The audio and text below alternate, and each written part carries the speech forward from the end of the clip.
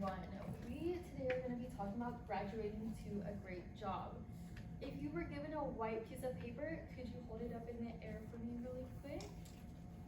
Perfect. So this represents a statistic given by Washington.edu that 53% of students actually graduate with a job that either they don't need their degree for or they graduate unemployed. What does this have to do with our presentation, you ask?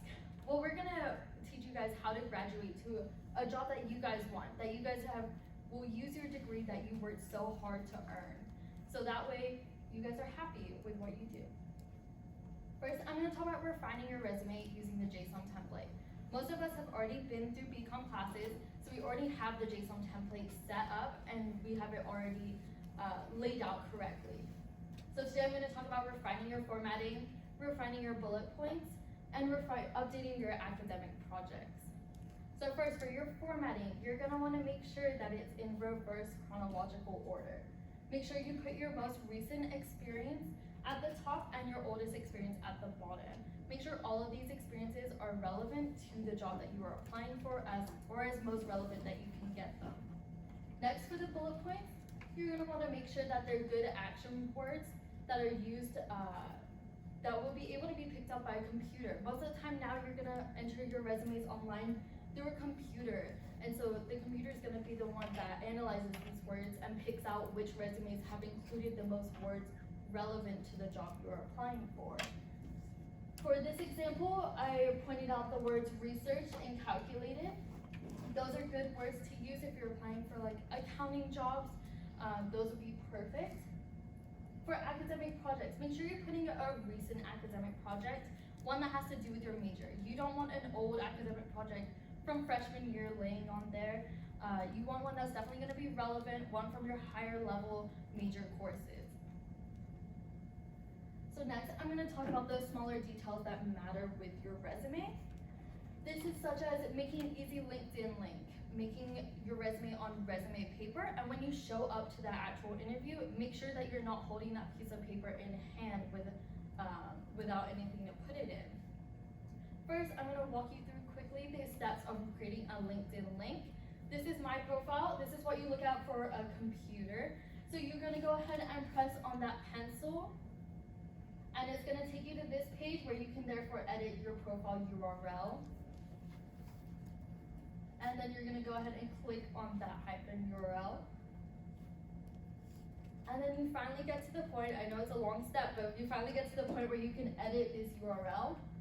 And this is mine, for example. I put my name, first and last name. You don't wanna put numbers or symbols that are confusing. You wanna make sure that an employer, if they want to go look at your LinkedIn using your URL, it is going to be easy to look up.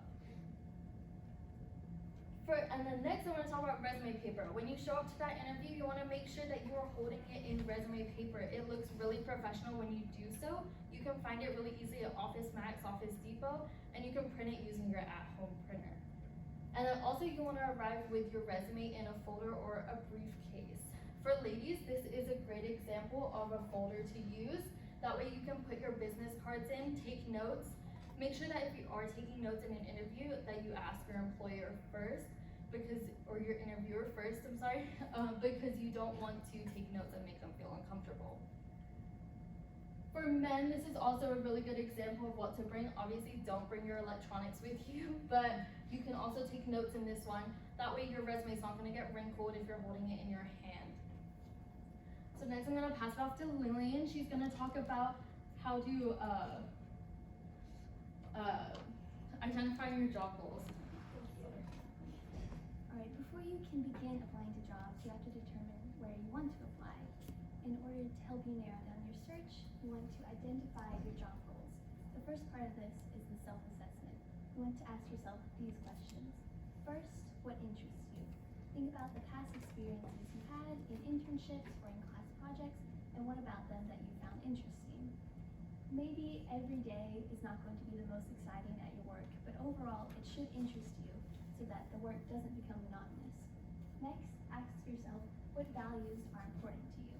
There might be something that you're very passionate about, and having a career that's related to this passion can be very fulfilling and rewarding, but maybe you don't have a strong passion. The most important thing is that you don't work for any company that makes you compromise any values that you have. The next question is you want to ask, what are your most valuable skills? Think about what allowed you to succeed in the past. You also want to know what unique skills you have that help you be more attractive than other applicants who are applying for the position. The last question you want to ask is, what are the weaknesses and strengths of your personality? Think about positions and internships that you've had in the past and when they went well and when they didn't go well. The weaknesses are not always a bad thing. You just need to find a job that can allow you to focus on your strengths. For example, if you are not a people person, you might want to find a job that has a more individualistic culture. So now that you know what you want from the job, you can go ahead and start looking at the available positions. So the second part is the job assessment. What you want to be in an industry that is personally attractive to you, but also needs to be financially attractive. You need to think about if the industry is going to be profitable in 5 to 10 years from now, or if they'll even be around in 5 to 10 years. And so once you decide an industry, you can apply this to the companies in the industry as well.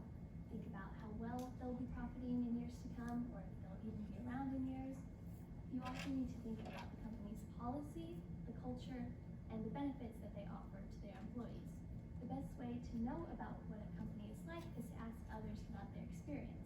If you're in an internship, you can ask your coworkers about their experience working there, and you can ask other people in your network about their particular experience in an industry, company, or position. The last thing you need to do is be realistic. When you first graduate, you probably are not going to get your dream job right away, but you can get a position that will lead you to getting to that job in years to come. It's important that you are willing to start small and work your way up so that maybe 10 years from now you can be in that dream position. I'll now pass it off to Pradeepa for the Thank you.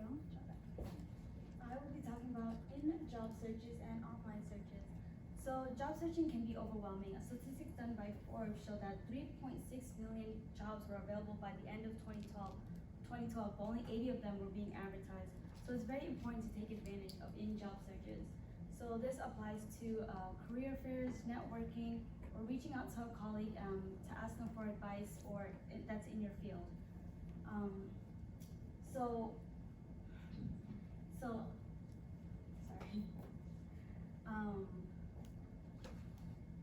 Reaching out to jobs in their field. The more people that know that you're looking that you're at the job market and that you're looking for a job, it increases the opportunities for you to apply to the jobs that are not being advertised. So the pros and cons of in-person networking and job search. So applying to a job and job searching is a job in itself. So the amount of time and effort that you're spending has to be a lot of it. And sometimes you're not gonna get that time and effort, like you're not gonna hear back from them. And this can be very disheartening and frustrating, but it's normal. So as long as you keep up at it and apply the same amount of effort and time into the next week, and you'll be reaching your goals. So let's move on to online searches. Some reputable sites to use are LinkedIn, Indeed, and CareerBuild. We've all talked about LinkedIn, one of the top networking sites. This top networking sites allows you to apply directly from the employer listing and also extended network connections, which is really amazing. Indeed is great for applying locally and globally. It hosts 150 million resumes and claims to have 10 new job listings added to it per second globally. And you can't have the top list of reputable sites to use without CareerBuild. It's one of the longest and biggest online website research to use. It actually uses Google AI to help job seekers match with suitable positions they are looking for. And when you are applying to these, it's always better to use the external link and apply through the employer's page so that you know you're not being spammed or getting scammed or anything. I'm gonna pass it on to Imran to talk about thank you letters. All right, so to start off, I have a quick questionnaire. So after the interview, hopefully you've gotten there based on our tips that we've given you today. And after that interview, what % of recruiters/interviewers do you think actually value the thank you letter that you should send after the interview? Just a quick hand. How many think A? B? C? And D. Alright, so about 50-50 on C and D. The answer is D here. So according to Top Resume, roughly 68% of recruiters and interviewers value that thank you letter after the interview. And in fact, 1 in 5 say they won't even follow up with the interviewee after if they don't send a thank you letter following the interview. So moving into the actual thank you letter itself, what should you say? What kind of template should you follow? And specific details that you should include. So up here I have a picture of a great example of a thank you letter. As you can see here, it's very straight and to the point. And here they specifically say the teaching opportunities and learning environment at the Street High School sounds exciting. You need to make sure that you say that you are interested in this position and you're still looking forward to it. Next, I want to highlight, moreover, I'm confident that I can make a positive contribution to the school and community. You want to make sure that you highlight at least one thing that you could bring to the company / position that you're going to be taking. Next, I want to highlight that thank you for the opportunity to meet you at the Minnesota Education Fair. You want to make sure that you highlight something that was memorable and when the interview took place. In this case, it took place at an education fair. You want to make sure you highlight where you met them so that they know, so it's fresh in their mind what occurred on that day.